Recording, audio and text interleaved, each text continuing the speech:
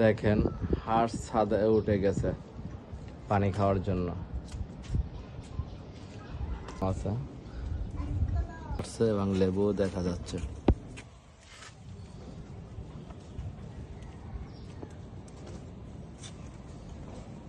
লেচু গাছ,